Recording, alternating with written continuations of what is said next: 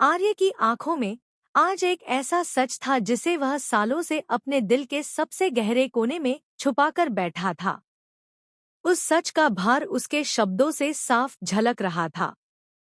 अनु उसके सामने खड़ी थी, लेकिन उसके चेहरे पर डर, उलझन और शंका की लकीरें साफ दिख रही थी। उसे लगता था कि आर्य कुछ छुपा रहा है, कोई ऐसा राज जिसे वह जानबूझकर उससे दूर रखना चाहता है। तभी आर्य ने धीरे धीरे कांपती आवाज में वह तस्वीर अनु के सामने रख दी, राजनंदिनी की तस्वीर। हवा जैसे एक पल को थम गई और उसी पल आर्य ने वह वाक्य कहा जिसने अनु की पूरी दुनिया हिला दी। राजनंदिनी अब इस दुनिया में नहीं है। वह अब जिंदा नहीं। अनु के पैरों के नीचे से जैसे जमीन खिसक गई। उसकी सांसें तेज हो गई, दिल की धड़कनें अनियंत्रित हो उठीं। उसे यकीन ही नहीं हो रहा था कि जिस औरत का नाम सुनकर वह अब तक डर जाती थी, जिसके होने का एहसास हमेशा उसके और आर्य के बीच एक दीवार बनकर खड़ा रहता था, वह अब इस दुनिया में है ही नहीं। लेकिन शंका अब भी उसके दिल में जिंदा थी। उसे लग रहा था कि कहीं यह भी कोई अधूरा सच तो नहीं, कहीं आर्य फिर से कुछ छुपा तो नहीं रहा। इसी उलझन और दर्द के बीच अनु ने आर्य से दूर जाने का फैसला कर लिया।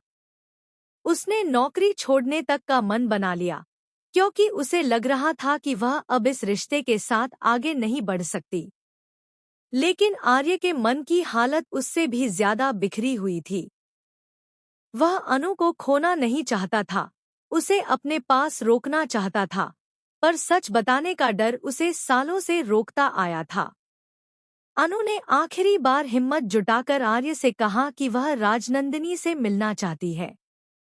उसे उनसे माफी मांगनी है, उनके सामने सब सच कहना है।